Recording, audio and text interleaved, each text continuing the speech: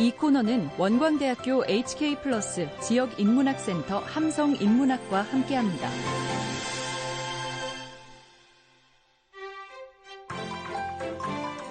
네, 찾아가는 인문학, 굿모닝 인문학, 원광대학교 동북아시아 인문사회연구소의 정규식 교수님과 오늘 하루 함께하도록 하겠습니다. 안녕하세요. 예, 안녕하세요. 반갑습니다. 네, 반갑습니다, 예. 교수님. 네, 오늘도 저희 교수님 연구실에서 함께하고 있습니다. 예.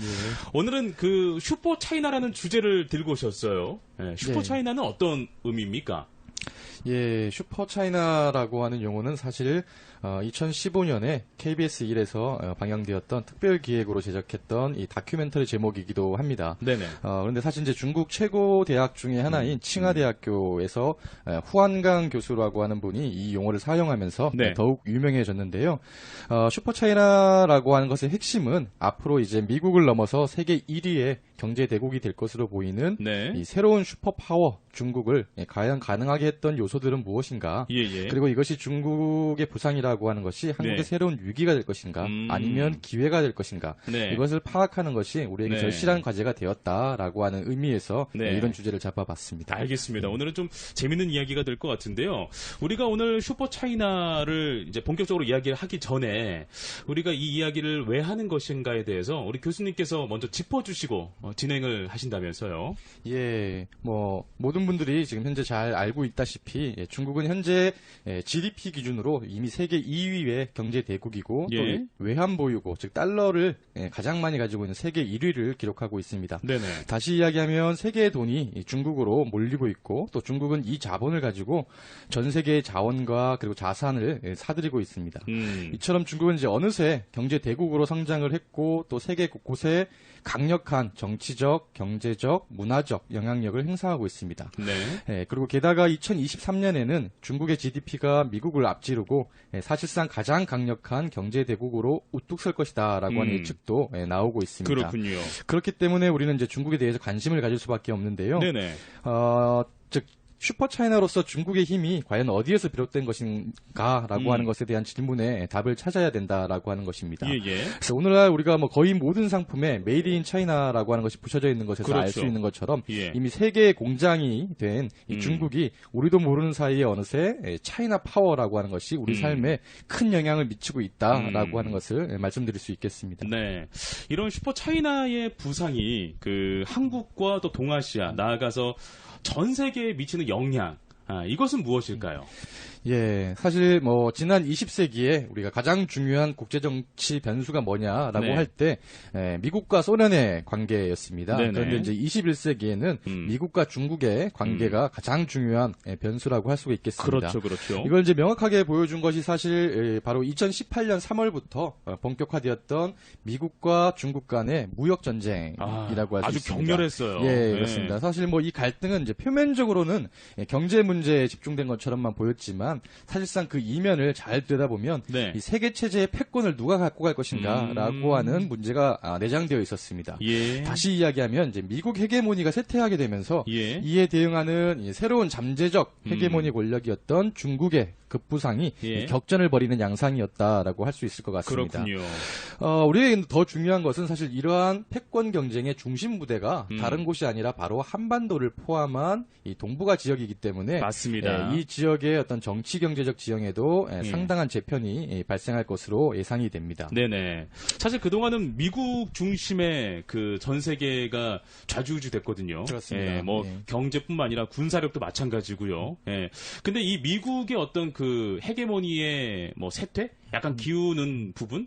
이 부분은 어제 오늘 이야기는 아니잖아요. 네, 맞습니다.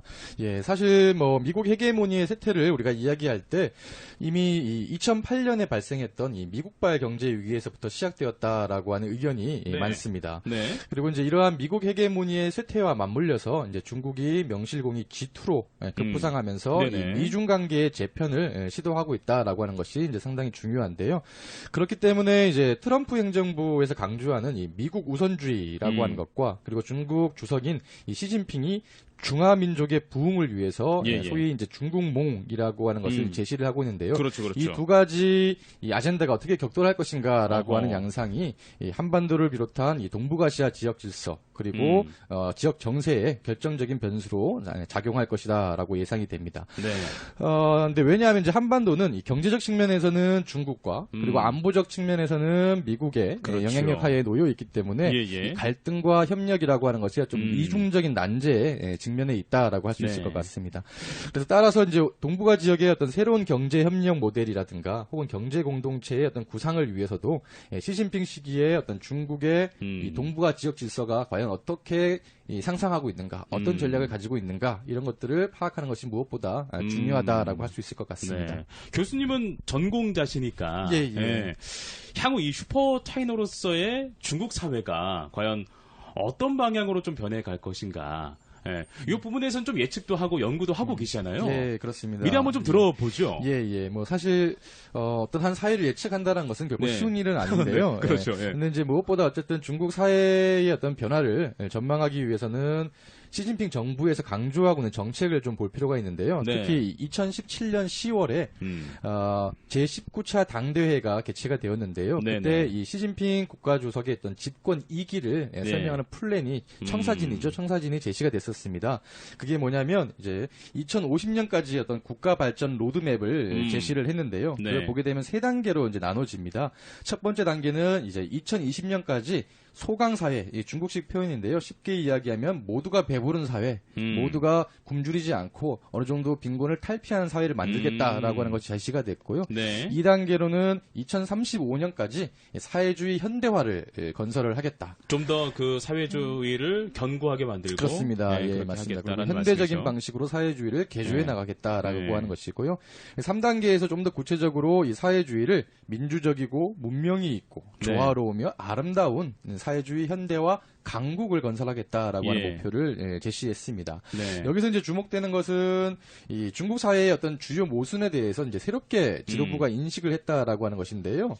즉 중국 사회의 주요 모순을 이제 네. 아름다운 생활에 대한 인민의 수요 네. 그리고 불균형 불충분 발전 사이의 어떤 모순으로 전환되었다라고 네. 규정을 했는데 좀 어려운 말인데요. 조금 쉽게 쉽게 풀어준다면요? 이야기하면 중국식 사회주의가 이제 개혁개방 시대를 넘어서서 네네. 새로운 시대로 접어들었다라고 판단을 한 것이고요. 예. 그래서 새로운 시대에는 이 중국 특색의 사회주의를 실현하기 위해서 이제 오늘날 이제 디지털 경제, 디지털 경제를 비롯한 어떤 산업 구조의 전환이라든가 네. 그리고 도시와 농촌 간의 좀 균형적인 발전, 그리고 빈곤 타파를 비롯한 좀 민생 개선 이런 곳에 집중해서 좀 사회를 이끌어가겠다라고 하는 목표가 제시된 것입니다. 네. 이와 더불어서 이제 시진핑 지도부에서는 이 중화민족의 부흥이라고 하는 것을 계속 강조를 하고 있는데요. 쉽게 이야기하면 이제 동북아 지역 패권에서 나아가서 이제 세계 강대국으로 도약하겠다라고 하는 발전 로드맵을 좀 예. 과감하게 좀 드러내고 있습니다. 네네. 네, 오늘 정규식 교수님과 함께하는 굿모닝 인문학 슈퍼차이나 이야기를 함께하고 있습니다. 이쯤에서 우리 교수님께서 청취를 위한 퀴즈를 내주시죠. 오늘 퀴즈를 맞추신 분에게는 텀블러가 선물로 나갑니다. 아이고, 네. 예, 선정해서 알겠습니다. 선물 드리겠습니다. 예. 좀 쉬운 문제로 네. 내보도록 하겠습니다. 네, 예. 문제 주세요. 2000년대 중반에 들어서 신흥 강국으로 부상한 중국과 그리고 기존의 초강대국이었던 미국이 세계의 영향력을 행사하는 두 나라라는 의미로 생겨난 용어는 무엇일까요? 네, 보기 있죠? 예, 있습니다. 1번, 1번 G2, 2번. GD. 예. 알겠습니다. 아주 어려운 문제인가요? 알겠습니다. 정답은 샵 1991번, 단문 50원, 장문 100원으로 보내주시면 되겠습니다. 자, 노래 듣고 와서 저희 계속 이어가도록 하죠.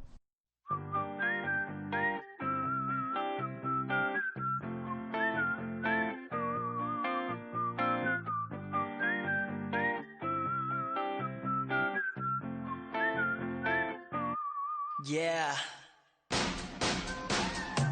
아무 생각 없이 평소와 같이 보통 사람들과 만나 웃고 말았지. 밤이 되면 TV가 내 유일한 친구고 아침에가 떠오르면 기재서야 잠이 들죠. 너무 초라해 now 널 많이 좋아해 now but 네가 떠난 후 파란 하늘 내 눈에 노랗게 보여. 그댄 어디서 아파해요 나 여기 있어 아니 혹시 다른 사람과 다른 사랑 아니 보고 싶어 My baby 내 맘에 울적한데 말할 사람이 없다 나도 가끔 울적 웃고 싶은데 곁엔 아무도 없다 Maybe I'm missing you Oh oh Maybe I'm missing you Oh oh Maybe I'm missing you Oh oh Maybe I'm missing you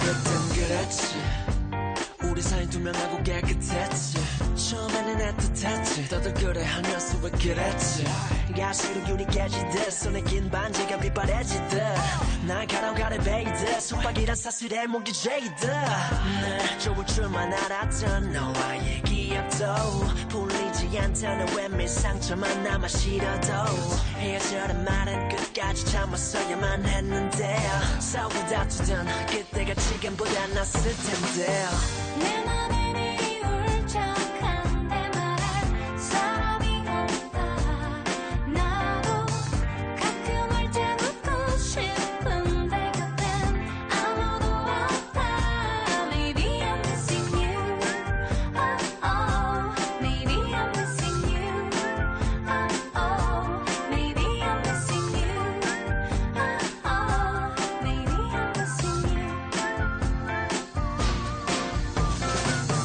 나는 아직도 매일 눈을 뜨면 네가 옆에 있는 것만 같아 우리 함께했던 많은 시간들 되돌릴 순 없나 Now sing it 내 맘은 이리 울적한데 말할 사람이 없다 나도 가끔 울적 웃고 싶은데 곁에 아무도 없다 내 맘에 울적한데 말할 사람이 없다 나도 가끔 울적 웃고 싶은데 곁엔 아무도 없다 Maybe I'm missing you Oh Maybe I'm missing you I'm missing Maybe I'm missing you Oh Maybe I'm missing you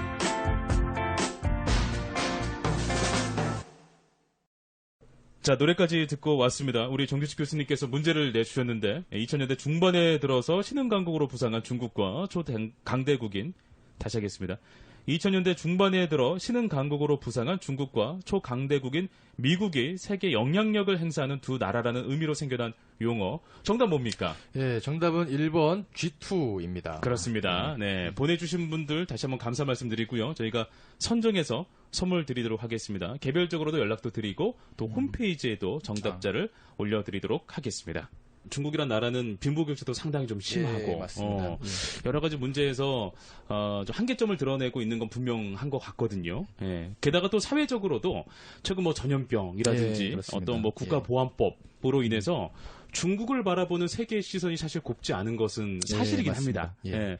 근데 그럼에도 불구하고 우리가 중국을 알아야 하고 그다음에 예측을 해야 하는 그 이유가 무엇일지 다시 한번 좀 짚어주신다면 좋겠는데요. 예, 뭐 사실 이제 가장 중요한 이유는 금방 말씀하신 것처럼 이번 코로나 사태를 통해 알 수 있듯이 이제 전염병을 비롯한 좀 생활 세계의 위기들이 많이 있지 않습니까? 특히 이제 미세먼지 관련된 것도 그렇죠. 중국과 한국에서 이제 가장 중요한 이슈라고 할 수가 있는데요. 그럼요. 예. 이제 이러한 이 생활상의 위기라고 하는 것들이 이제 한 국가만의 문제가 아니고 긴밀하게 연결되어 있다라고 하는 것에서 중요한 이유를 찾을 수 있을 것 같습니다. 예. 즉 이제 이런 문제들을 어느 한 국가만 이런 위기 상황에 잘 대처한다고 해서 문제가 해결되는 것이 결코 아니다라고 하는 부분이고요. 이제 환경적인 것은 전 세계적인 이슈가 돼버렸어요. 그렇습니다. 예. 그래서 이런 부분들을 좀 어떻게 공조를 하고 어떻게 협력해서 이런 문제들을 같이 풀어나갈 것인가에 대한 고민이 좀 예. 필요한 시점이다라고 할 수가 있고요. 또 최근 이제 중국이 국가보안법 제정으로 홍콩을 압박하고 있는 것도 이제 단순히 그들만의 문제로 우리가 치부할 수는 없다라고 하는 것인데요. 왜냐하면 이 정치 경제적으로 한국과 중국 그리고 홍콩 등이 이미 긴밀하게 연결되어 있기 때문에 어느 한 지역이 불안정하게 되면 모두가 어떤 식으로든 영향을 받을 수밖에 없기 때문입니다. 네. 물론 최근 우리 그 사드 사태에서도 나타난 것처럼 네. 이 정치적인 어떤 이슈가 한번 터졌을 때 한 나라에만 그 문제가 집중되는 것이 아니라 모든 문제에서 특히 경제, 사회, 정치적인 문제가 복합적으로 나타난다라고 하는 부분에 우리가 포커스를 좀 맞출 필요가 있고요. 네. 따라서 이제 제가 중국에 대한 이해를 강조하는 것은 뭐 단순히 중국이 좋고 나쁘고 혹은 중국을 따라야 된다 그렇지 않다라고 하는 문제가 아니라 우리 사회와 일상생활에 중국이라고 하는 국가가 중요한 영향을 미치고 있기 때문에 우리가 네. 좀 더 면밀히 그 나라에 대해서 알 필요가 있다라고 하는 부분을 강조를 드리는 겁니다. 알겠습니다. 경제적인 협력을 중국과 하고 있고 군사적인 협력을 미국과 하고 있는 상황에서 우리가 항상 이렇게 수동적인 입장이어야 하는가? 우리가 좀 더 주도적으로 할 수 있는 그들과의 그런 관계를 맺을 수 있는 방안은 과연 무엇인가? 우리가 어떻게 대처를 해나가고 생각해야 되는가에 대해서도 한번 질문을 던질 수도 있을 것 같거든요. 네, 그렇습니다. 상당히 중요한 질문입니다.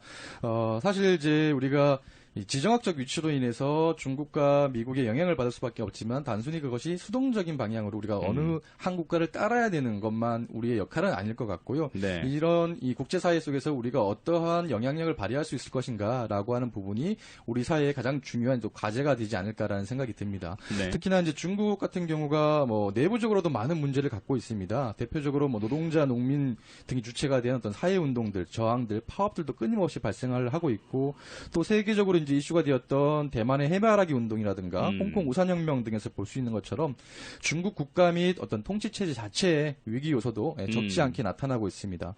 그런데 이제 문제는 중국 정부가 이 시진핑 주석이나 이 공산당에 대한 비판을 억제하기 위해서 이 사상 통제라든가 혹은 언론 통제를 계속해서 강화하고 있다라고 그렇죠. 하는 것인데요. 예. 특히 이 2017년 6월 1일부터 시행되었던 이 중국 사이버 보안법이라고 하는 것이 있는데요.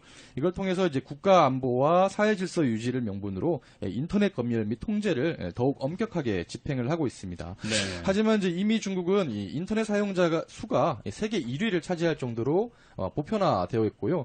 또 모바일 네티즌도 인구의 절반을 넘은 지가 이미 오래입니다. 네. 그래서 이제 더 이상 예전과 같은 어떤 통치 방식이 통제와 규율이 가능하지 않다라고 하는 것이 중요한 것인데요.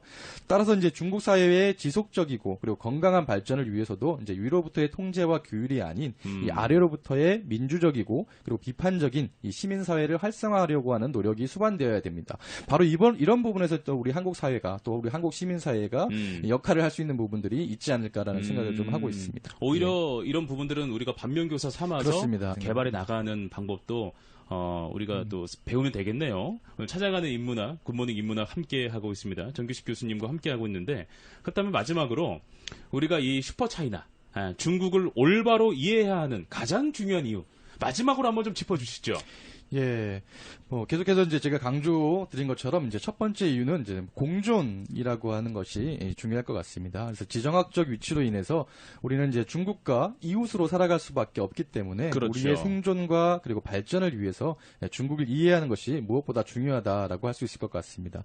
우리가 서로 공존하기 위해서는 이제 내가 속한 사회의 법칙과 규율 그리고 문화와 규범 이것과는 다른 이 상대방의 역사와 문화 그리고 그 사회에서 살아가는 사람들에 대한 이유가 매우 중요하기 그렇죠. 때문입니다. 네. 두 번째는 또 우리가 오늘날 지금 이 불확실성의 시대를 살아가고 있기 때문에 더 중국을 이해해야 된다라고 할 수 있는데요.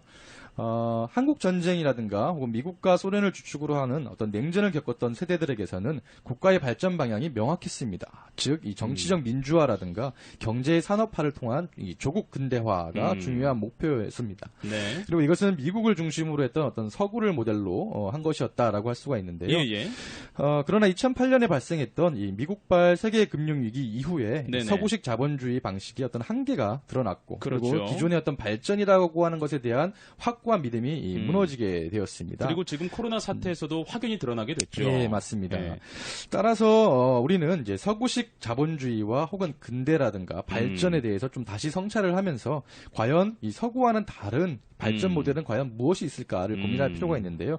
바로 여기에 대해서 이제 학문적 자원이나 혹은 실천적인 참조로서 좀 중국 사회를 바라볼 필요가 있다라고 하는 것이 두 번째 이유가 되겠습니다. 예. 마지막으로는 이 타자, 그러니까 중국에 대한 이해를 통해서 통해서 이 자기 변화를 이루기 위해서입니다. 네.